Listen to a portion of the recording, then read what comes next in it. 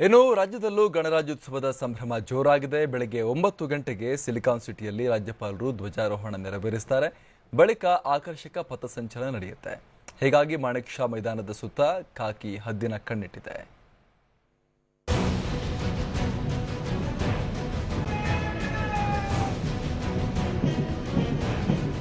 ದಿಟ್ಟ ನಡಿಗೆಯ ಪಥಸಂಚಲನದ ರಂಗು, ಮೈದಾನದಲ್ಲಿ ಸಾವಿರಾರು ವಿದ್ಯಾರ್ಥಿಗಳ ಮೆರಗು, ಶಿಸ್ತಿನ ಸಿಪಾಯಿಗಳ ಗಾಂಭೀರ್ಯ ನಡಿಗೆ.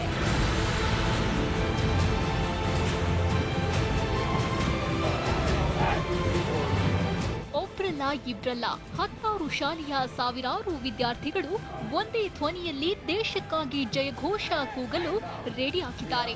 ಭಾರತದ ಕೀರ್ತಿಯನ್ನ ಸಾರಿ ಹೇಳಲು ಸಜ್ಜಾಗಿದ್ದಾರೆ. ಇಂದಿನ 70ನೇ ಗಣರಾಜ್ಯೋತ್ಸವದ ಮಹತ್ವ ತಿಳಿಸಿಕೊಡಲು ಒಂದೇ ಕಡೆ ಸೇರ್ತಿದ್ದಾರೆ.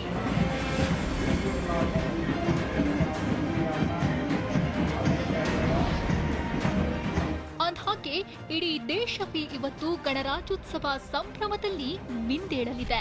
ಅದರಲ್ಲೂ ಮಾಣಿಕ್ ಷಾ ಪರೇಡ್ ಮೈದಾನದಲ್ಲಿ ಈಗಾಗಲೇ ಹಬ್ಬದ ವಾತಾವರಣ ಮನೆ ಮಾಡಿದೆ. ಹೀಗಾಗಿ ಇಂದು ಬೆಳಗ್ಗೆ 9 ಗಂಟೆಗೆ ರಾಜ್ಯಪಾಲ ವಜುಭಾಯಿ ವಾಲಾ ಧ್ವಜಾರೋಹಣ ನೆರವೇರಿಸಲಿದ್ದಾರೆ.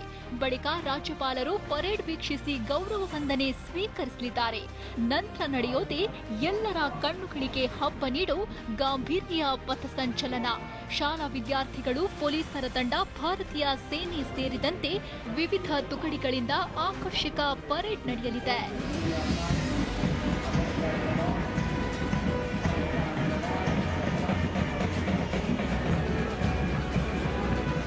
ವಿಶೇಷ ಅಂದ್ರೆ ಕೇರಳ ಪೊಲೀಸರು ಸಹ ಪಥಸಂಚಲನದಲ್ಲಿ ಭಾಗಿಯಾಗಲಿದ್ದಾರೆ. ಅಲ್ಲದೆ ಶ್ವಾನದಳ, ಸ್ಕೌಟ್ ಗೈಡ್ಸ್, ಎನ್ಸಿಸಿ, ಸೇವಾದಳ ಸೇರಿದಂತೆ 38 ತುಕಡಿಗಳು ಪಥಸಂಚಲನದಲ್ಲಿ ಮಿಂಚಲಿವೆ. ಅದರಲ್ಲೂ ಭಾರತೀಯ ಸೇನೆಯ ಆರ್ಮಿ ಸರ್ವಿಸ್ ಕೋರ್ನ ಅಶ್ವರೋಹಿ ಪಡೆ, ಮ್ಯೂಲ್ ಪಡೆ ವಿಶೇಷ ಕಾರ್ಯಕ್ರಮ ನೀಡಲಿವೆ. 2 ಪ್ಯಾರಾ ಸ್ಪೆಷಲ್ ಫೋರ್ಸ್ ಶಕ್ತಿ ಪ್ರದರ್ಶನವನ್ನ ತೋರಲಿದೆ.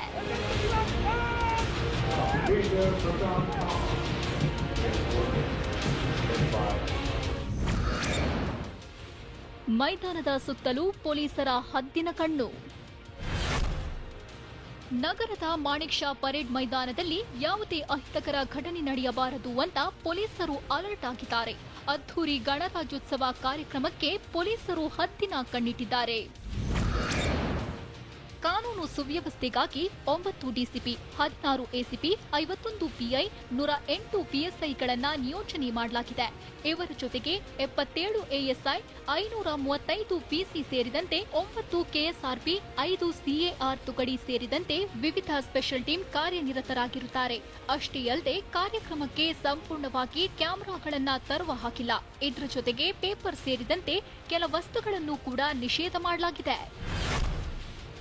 ಇತ್ತ ಪ್ರಯಾಣಿಕರಿಗೂ ಯಾವುದೇ ರೀತಿಯ ತೊಂದರೆ ಆಗಬಾರದು ಅಂತ ಸಂಚಾರ ವ್ಯವಸ್ಥೆಯ ಬಗ್ಗೆ ಗಮನ ಹರಿಸಲು ವಿಶೇಷ ತಂಡಗಳು ಫೀಲ್ಡ್ಗೆ ಇಳಿದಿವೆ.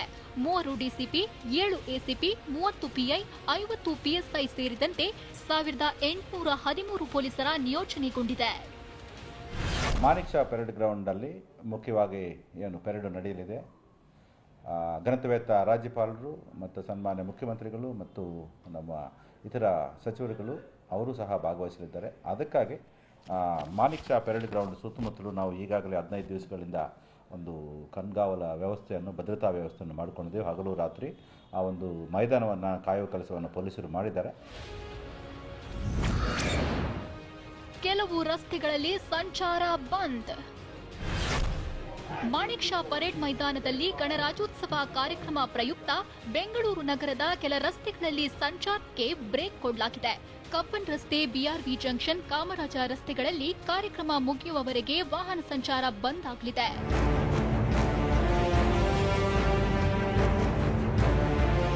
ಒಟ್ನಲ್ಲಿ ಇನ್ನೇನು ಕೆಲ ಕ್ಷಣಗಳಲ್ಲಿ ಮಾಣಿಕ್ ಷಾ ಪರೇಡ್ ಮೈದಾನದಲ್ಲಿ ದೇಶದ ಶಕ್ತಿ ಪ್ರದರ್ಶನವಾಗಲಿದೆ. ಅದ್ಧೂರಿ ಕಾರ್ಯಕ್ರಮಗಳು ಕೂಡ ಪ್ರದರ್ಶನವಾಗಲಿದೆ. ಅದೇನೇ ಇರ್ಲಿ, ಕಾರ್ಯಕ್ರಮದಲ್ಲಿ ಯಾರಾದ್ರೂ ಬಾಲ ಬಿಚ್ಚಬೇಕು ಅಂತಿದ್ರೆ ಸ್ವಲ್ಪ ಹುಷಾರಾಗಿರಿ. ಯಾಕಂದ್ರೆ ಖಾಕಿ ಟೀಮ್ ನಿಮ್ಮನ್ನ ಲಾಕ್ ಮಾಡೋದಕ್ಕೆ ಕಾದು ನಿಂತಿದೆ.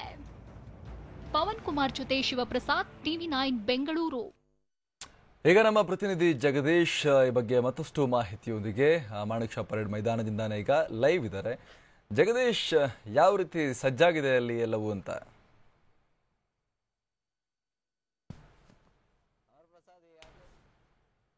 ಗಣರಾಜ್ಯೋತ್ಸವದ ಅದ್ದೂರಿ ಕಾರ್ಯಕ್ರಮಕ್ಕೆ ಈಗ ಬೆಂಗಳೂರಿನ ಮಾಣಿಕ್ ಷಾ ಪೆರೇಡ್ ಗ್ರೌಂಡ್ ಸಕಲ ಸಿದ್ಧತೆ ಆಗಿರುವಂತದ್ದು.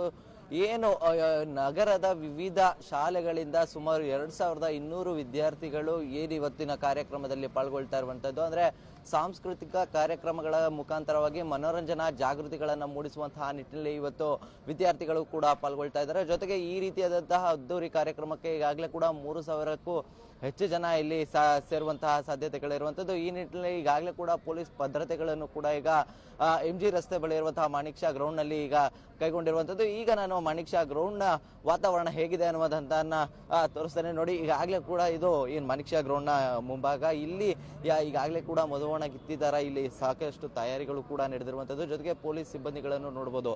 ಅಂದ್ರೆ ಈಗಾಗಲೇ ಕೂಡ ಏನು ಬೆಂಗಳೂರಿನಲ್ಲಿ ಭಾರಿ ಪೊಲೀಸ್ ಬಂದೋಬಸ್ತ್ ಅನ್ನ ಕೈಗೊಳ್ಳಲಾಗಿರುವಂತದ್ದು. ಅದೇ ನಿಟ್ಟಿನಲ್ಲಿ ಈಗ ಪ್ರಮುಖವಾಗಿ ಮಾಣಿಕ್ ಷಾ ಗ್ರೌಂಡ್ ನಲ್ಲಿ ಏನು 9 DCP ಜೊತೆಗೆ 16 ACPಗಳು ಸೇರಿದಂತೆ 1200 ಪೊಲೀಸರನ್ನು ಈ ಭದ್ರತೆಯಲ್ಲಿ ನಿಯೋಜನೆಯನ್ನ ಮಾಡಲಾಗಿರುವಂತದ್ದು. ಜೊತೆಗೆ ಯಾವುದೇ ರೀತಿಯಾದಂತಹ ಅಹಿತಕರ ಘಟನೆ ನಡೆದಂತೆ ಮುನ್ನೆಚ್ಚರಿಕಾ ಕ್ರಮಗಳನ್ನು ಕೂಡ ಕೈಗೊಳ್ಳಲಾಗಿರುವಂತದ್ದು. ಜೊತೆಗೆ ಈಗಾಗಲೇ ಕೂಡ ಸಾರ್ವಜನಿಕರಿಗೆ ವಿವರಿಸಿರುವಂತದ್ದು. ಅಂದ್ರೆ ಏನು ಈಗ ಕಾರ್ಯಕ್ರಮಕ್ಕೆ ಬರುವಂತಹ ಸಂದರ್ಭದಲ್ಲಿ ಕೆಲವೊಂದು ನಿಷೇಧಿತ ವಸ್ತುಗಳನ್ನ ತಗೊಂಡ್ಬರಬಾರ್ದು. ಅಂದ್ರೆ ವಾಟರ್ ಬಾಟಲ್ ಆಗಿರ್ಬೋದು, ಜೊತೆಗೆ ಏನು ಅವರು ಸಿಗರೇಟ್ ಆಗಿರ್ಬೋದು, ಜೊತೆಗೆ ಬೆಂಕಿ ಪೊಟ್ಟ ಆಗಿರ್ಬೋದು, ಈ ರೀತಿಯಾದಂತಹ ವಸ್ತುಗಳನ್ನ ಯಾವುದೇ ರೀತಿಯಾಗಿ ಒಳಗಡೆ ತೆಗೆದುಕೊಂಡು ಬರೋ ಹೋಗಿಲ್ಲ. ಜೊತೆಗೆ ಈಗಾಗಲೇ ಕೂಡ ಏನು ಮುನ್ನೆಚ್ಚರಿಕಾ ಕ್ರಮವಾಗಿ ಈಗಾಗಲೇ ಬಾಂಬ್ ಸ್ಕ್ವಾಡ್ ಆಗಿರ್ಬೋದು, ಡಾಗ್ ಸ್ಕ್ವಾಡ್ ಆಗಿರ್ಬೋದು, ಅದು ಕೂಡ ಇಲ್ಲಿ ಬಂದಿರುವಂತದ್ದು. ಜೊತೆಗೆ ಧ್ವಜಸ್ತಂಭದ ಬಳಿ ಅಂದ್ರೆ ಏನು ರಾಜ್ಯಪಾಲರು ಏನು ಬಂದು ಧ್ವಜಾರೋಹಣ ಮಾಡಲಿದ್ದಾರೆ. ಈ ಸಂದರ್ಭದಲ್ಲಿ ಕೂಡ ಅಲ್ಲಿಗೆ ಮುನ್ನೆಚ್ಚರಿಕಾ ಕ್ರಮವಾಗಿ ಅಲ್ಲೂ ಕೂಡ ಈಗ ಡಾಗ್ ಸ್ಕ್ವಾಡ್ಗಳು ಕೂಡ ಇಲ್ಲಿ ಪರಿಶೀಲನೆ ಮಾಡಿರುವಂತದ್ದು. ಅಂದ್ರೆ ಸರಿಸುಮಾರು ಇವತ್ತು ಏನು 8:55 ಸುಮಾರಿಗೆ ರಾಜ್ಯಪಾಲರು ಏನು ಇಲ್ಲಿ ಮಾಣಿಕ್ ಷಾ ಪೆರೇಡ್ ಗ್ರೌಂಡ್ಗೆ ಬರ್ತಾರೆ. ಬೆಳಕವಾಗಿ 9 ಗಂಟೆಗೆ ಇಲ್ಲಿ ಧ್ವಜಾರೋಹಣ ನಡೆಯುತ್ತದೆ. ಅದೇ ಸಂದರ್ಭದಲ್ಲಿ ಏನು ಭಾರತೀಯ ವಾಯುಸೇನೆಯಿಂದ ಏನೊಂದು ಹೂಗುಚ್ಛಗಳನ್ನು ಕೂಡ ಏನು ಧ್ವಜದ ಮೇಲೆ ಹಾಕಲಾಗ್ತದೆ. ಈ ರೀತಿಯಾದಂತಹ ಮುಖಾಂತರವಾಗಿ ಕಾರ್ಯಕ್ರಮಕ್ಕೆ ಚಾಲನೆ ನೀಡುವಂಥದ್ದು. ಹೀಗಾಗಿ ಕೂಡ ಈಗಾಗಲೇ ಕೂಡ ಸಾಕಷ್ಟು ಸಕಲ ಸಿದ್ಧತೆಗಳನ್ನ ಮಾಡ್ಕೊಳ್ತಾ ಇರುವಂತದ್ದು. ಇನ್ನೇನು ಕೆಲವೇ ನಿಮಿಷಗಳಲ್ಲಿ ರಾಜ್ಯಪಾಲರು ಕೂಡ ಆಗಮಿಸುವಂತದ್ದು. ಜೊತೆಗೆ ಈಗಾಗಲೇ ಕೂಡ ಏನು ಗಣರಾಜ್ಯೋತ್ಸವ ಕಾರ್ಯಕ್ರಮಕ್ಕೆ ಈಗಾಗಲೇ ಅದ್ದೂರಿ ತಯಾರಿ ಕೂಡ ನಡೀತಾ ಇದೆ ಅಂತಾನೆ ಹೇಳ್ಬೋದು. ಅಮರ್.